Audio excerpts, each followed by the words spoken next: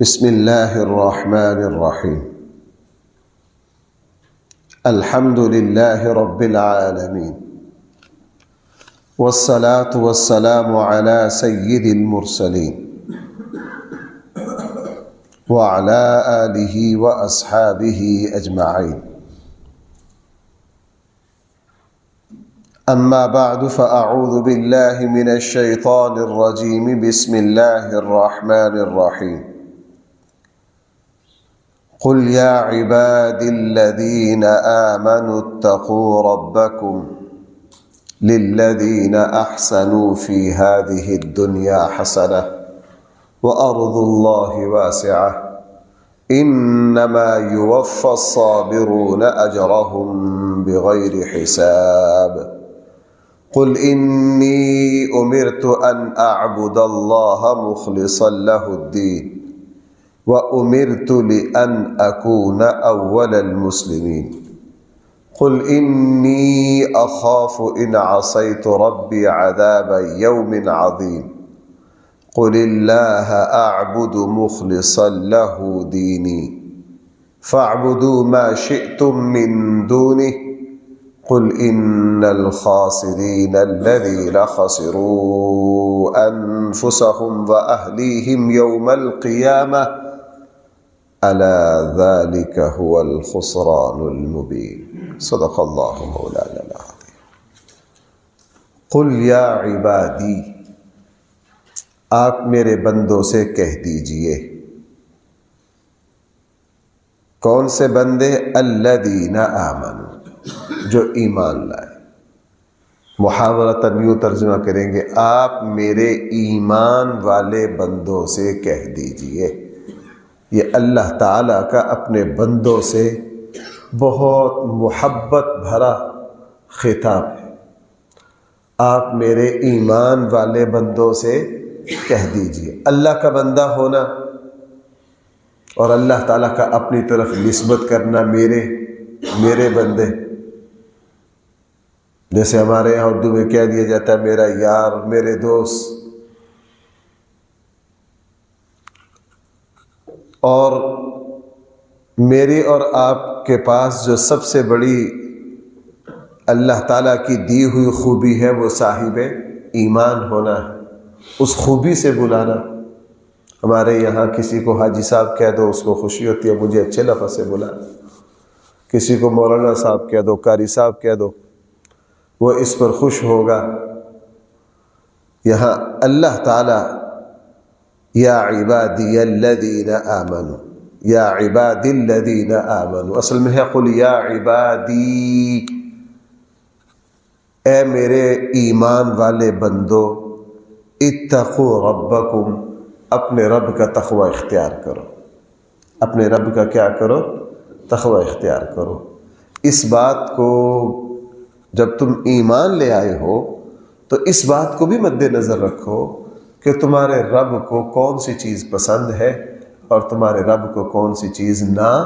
پسند ہے تمہارے رب نے کس کس چیز سے منع کیا ہے اس سے بھی رک جاؤ اس سے بھی کیا کرو رک جانا یہ دین کا بہت بڑا حصہ ہے میں شہری زندگی میں دیکھتا ہوں لوگ صرف عبادات کو ہی دین سمجھتے ہیں نہ کرنے والے دین کی طرف نہیں جاتے کرنے والے دین کی طرف کچھ نہ کچھ روزہ بھی رکھ لیں گے حج بھی کر لیں گے عمرہ بھی کر لیں گے قرآن کی تلاوت بھی کر لیں گے یہ ساری باتیں بہت اعلیٰ ہیں بہت عظیم الشان عبادتیں ہیں لیکن کچھ کام مجھے اور آپ کو نہیں بھی کرنے ان کی طرف بھی توجہ دینی جیسے کسی سے پوچھ لیجئے کوئی بندہ مریض ہے تو بھائی وہ صرف مثبت پہلو کا علاج نہیں کرتا منفی پہلو کا بھی کرتا ہے وہ کچھ چیزوں سے پرہیز بھی کرتا ہے اس کو شوگر ہے فلاں وہ کہے گا بھائی مجھے شوگر ہے میں نہیں کھا سکتا اللہ نہ کرے مجھے دل کا مسئلہ ہے میں نہیں کھا سکتا مجھے یہ مسئلہ ہے ہاں مجھے فلاں مسئلہ ہے مجھے فلاں مسئلہ ہے تو وہ دو کام کرتا ہے میرے لیے کیا مفید ہے اور میرے لیے کیا مفید نہیں ہے جو مفید نہیں ہے ان کا پرہیز اختیار کرتا ہے اور میں نے یہ بات شہروں میں پڑھے لکھے لوگوں میں زیادہ دیکھی ہے کہ وہ مفید کو تو لیتے لیکن غیر مفید سے بچنے کی کوشش نہیں، پرہیز دین کے اعتبار سے نہیں ہے۔ اس لیے ہر الٹے سیدھے کام سب کریں گے، یہ نہیں دیکھیں گے کہ بھائی یہ بھی دین کا حصہ ہے، مجھے صرف کرنے والے کام ہی نہیں کرنے بلکہ مجھے یہ بھی دیکھنا ہے کہ جو نہ کرنے والے کام ہیں مجھے اپنے آپ کو ان سے بھی بچانا ہے۔ دیکھو یہاں اللہ تعالیٰ نے کتنی تاکید کے ساتھ کہا، آپ میرے ایمان والے بندوں سے کہہ دیجئے اتقوا ربکم، اپنے رب کا کیا اختیار کرے؟ تقوی اختیار کرے۔ للذین احسنوا فی ہذہ الدنیا حسنہ، جن لوگوں نے اس دنیا میں اچھائی کی، حسنہ ان کے لیے آگے بھی اچھائی ہوگا۔ جن لوگوں نے اس دنیا میں نیک اعمال کیے، جن لوگوں نے اس دنیا میں خوب عبادات کی، تقوی اختیار کیا، ہر کسی کو فائدہ پہنچایا، بھلائی کا کام کیا، وہ یہ نہ سمجھے کہ پتہ نہیں آگے ہماری نیکی کی کوئی ریٹ لگانے والا ہوگا کہ نہیں ہوگا، ہماری نیکی کی کوئی قدردانی کرنے والا ہوگا کہ نہیں ہوگا۔ ایسا تو نہیں کہ یہاں 2 نمبر طریقے سے ہمارے یہاں لوگ کیا کرتے ہیں، اتنے پیسے لگا کے باہر جاتے ہیں، بعض مرتبہ بچے نااہل نکل آتے، بچے کیا نکل آتے؟ نااہل نکل آتے، ماں باپ بیچارے پائی پائی جوڑ کر 30-35 لاکھ لگا کے باہر بھیجتے کہ ماشاءاللہ صاحبزادہ پتہ نہیں کیا کرے گا باہر جا کے، وہ 2 مہینے بعد واپس آ جاتا ہے، جی میرا دل نہیں لگا۔ ماں باپ کو انتظامات کرتے کرتے 6 سال لگ گئے، اور اس چودھری صاحب کا وہاں،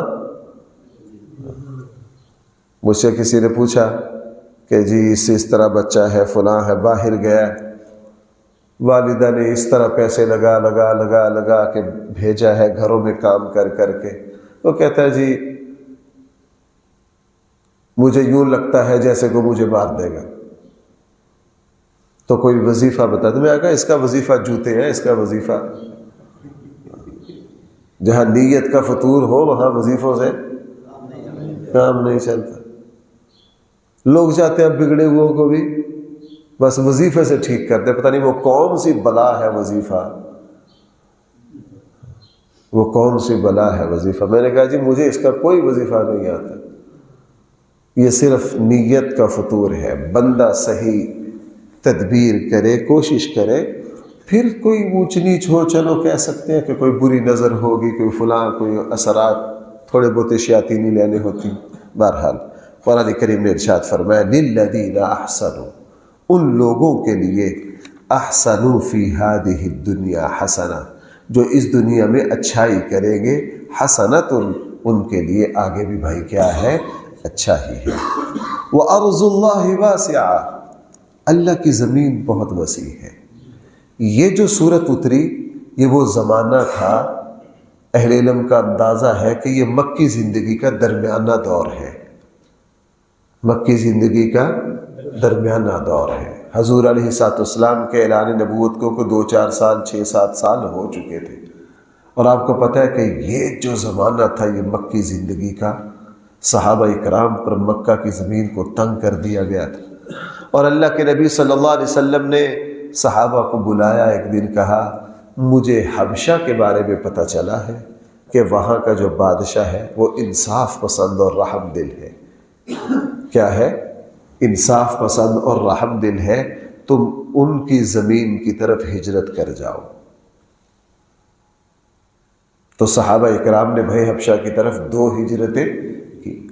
حبشہ موجودہ کچھ حصہ ایتھوپیا میں ہے، وہ افریقی ملک، اتنی دور ہجرت کی مکہ سے، اور اس قبائلی نظام میں ہجرت کرنا بڑا مشکل کام تھا، پیدل زمانہ، اور اتنا لمبا عرصہ سفر میں، اتنا لمبا دورانیہ، 3-3 4-4 مہینے سفر کرنے پڑتے تھے، اور اتنا لمبا سفر کرنا پڑتا تھا۔ فطری طور پر بہت سارے لوگ ایسے ہوتے جب 4-4 مہینے پیدل سفر کرتے، اگر وزن 80 کلو ہے تو 60 پر آ جاتا،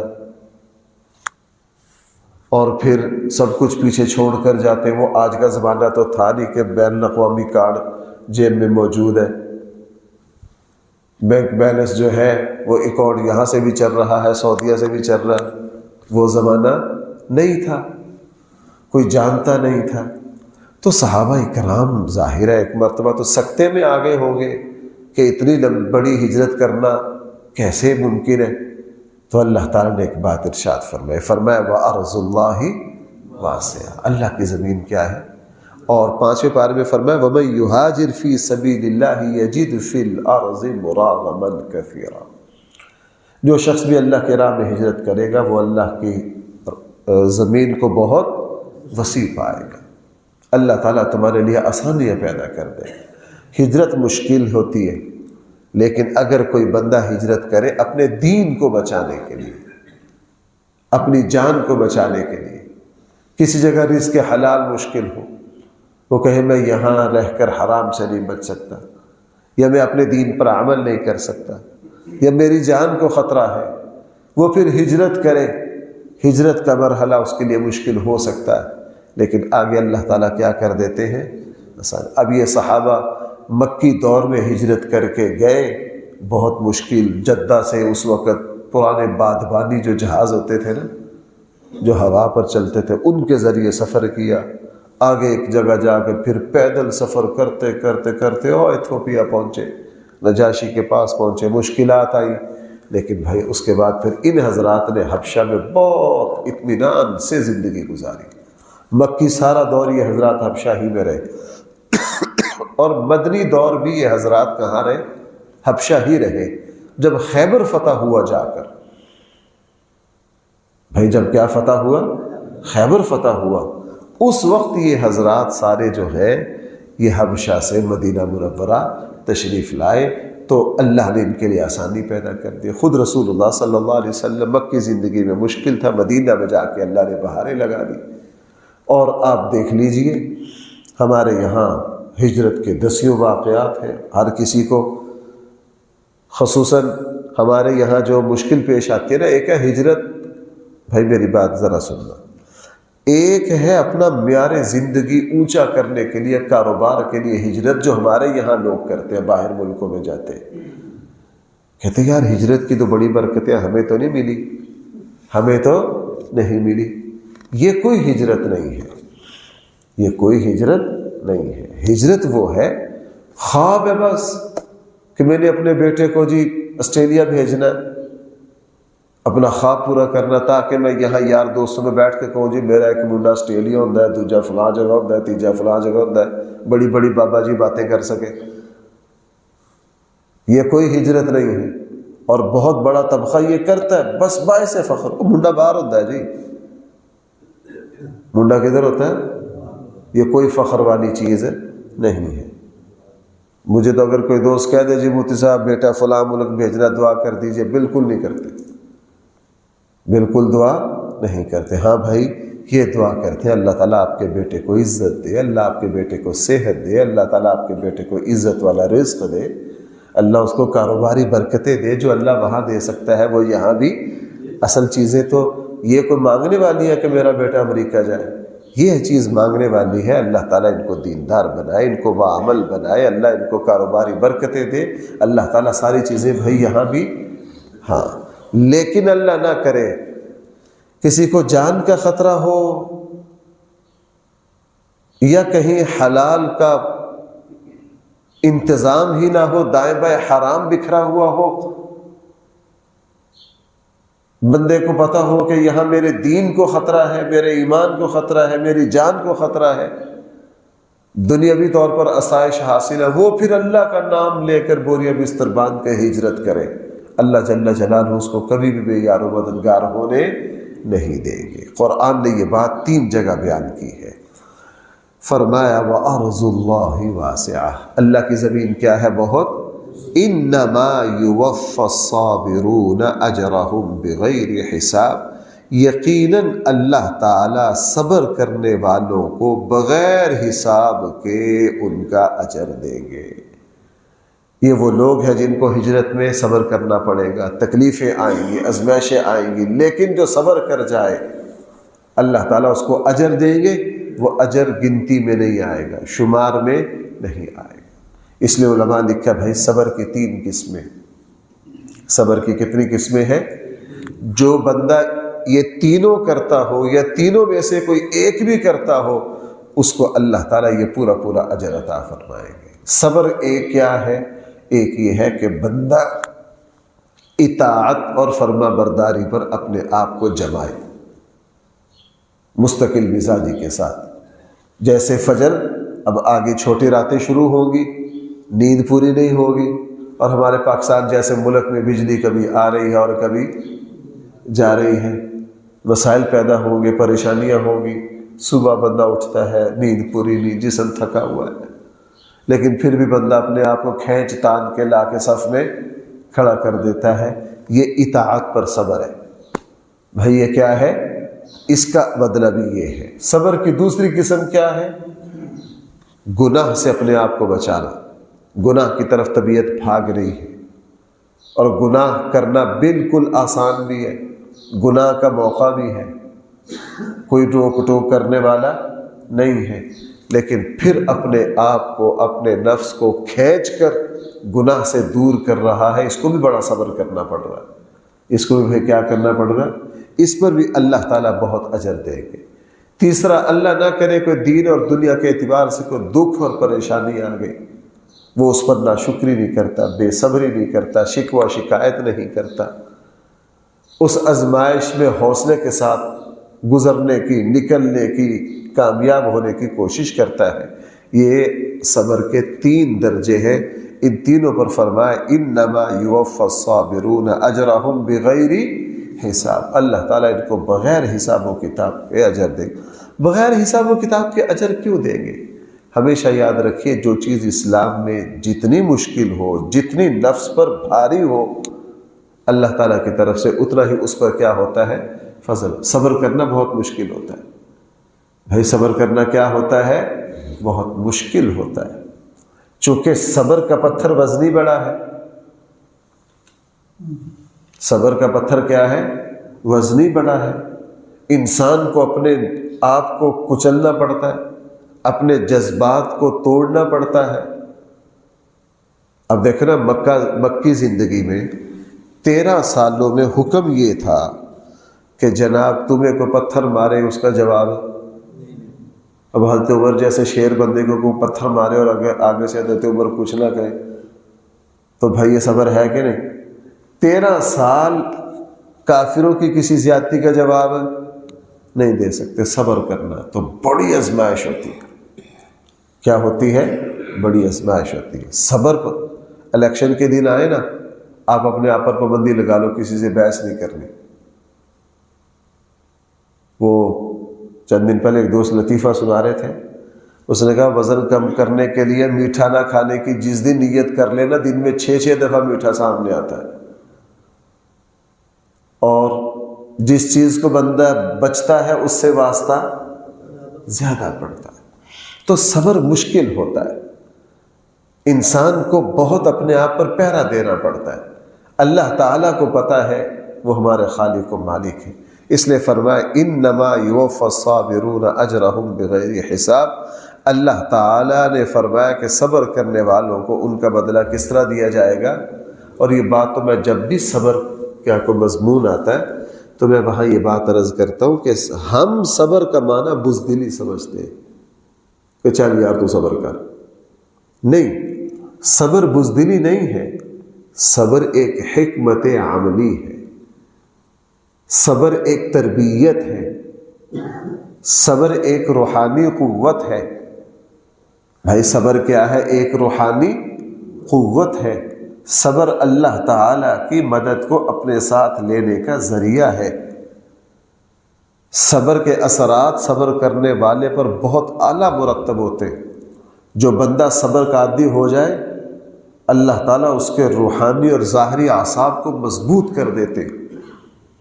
اسی لیے کیا کہا جاتا ہے، عربی کا بھی ایک محاورہ ہے کہ صبر کرنے والے کو شکست نہیں دی جا سکتی۔ جس بندے میں صبر ہو نا، وہ کبھی بھی مار نہیں کھاتا۔ جس میں بھائی کیا ہو؟ صبر ہو، جس میں ٹھہراؤ ہو، جو اپنے آپ کو روک لیتا ہو، وہ کبھی بھی مار نہیں کھاتا، وہ ضرور سرخرو ہوتا ہے، وہ ضرور کامیابی تک پہنچتا ہے۔ اور جو بندہ جلد باز ہو، جس کے اندر صبر کا کوئی مادہ نہ ہو، وہ بھائی کیا کرتے؟ اب حج کے قافلے ابھی جانا شروع ہو جائیں گے، بھائی حج پہ کیا کرنا ہے؟ بھائی سب سے زیادہ وہاں مسئلہ بنتا ہے طبیعت کے خلاف بہت کام پیش آتے ہیں۔ طبیعت کے خلاف آپ پاکستانی حاجی جہاں ہوتے ہیں نا، 2 بسیں بدل کے گرمی میں ٹھوکریں کھا کے حرم پہنچو گے، پھر وہ حرم میں سیدھا یوں جانے نہیں دیتے۔ مثلا آپ حرم میں پہنچ گئے اور سامنے گیٹ رہا ہے، آپ کو پتہ ہے یہاں سے 300 قدم ہے، کتنے قدم ہے؟ وہ آپ کو سیدھا کبھی نہیں جانے دیں گے، وہ آپ کو یہاں سے لیں گے یوں جلیبی کی طرح گھمائیں گے، گھماتے گھماتے گھماتے گھماتے 300 قدم جب ہوں گے نا، 250 قدم، پھر جانے دیں گے۔ اچھا، تھک تھکا کے آپ 2 گھنٹے محنت کر کے ایک جگہ جا کے بیٹھے کہ چلو یار یہاں بیت اللہ نظر آ رہا، بیٹھ کے ذکر و اذکار کریں۔ آپ نے ابھی تلاوت شروع کیا، اعوذ باللہ بسم اللہ پڑھا، شرط آ گئی، یلا حاجی، وہ ٹھڈے مارے گا، اٹھو ادھر سے، کیونکہ اس طرح ہی ہوتا ہے کہ نہیں؟ اب وہاں بندے کو بہت غصہ آتا ہے کہ یار میں 2 گھنٹے 2.5 گھنٹے کی محنت کر کے ایک جگہ پہنچا ہوں تاکہ میں اطمینان سے کیا کروں؟ عبادت کروں۔ وہاں کرنا کیا ہے؟ صبر۔ وہاں بھائی کرنا کیا ہے؟ صبر۔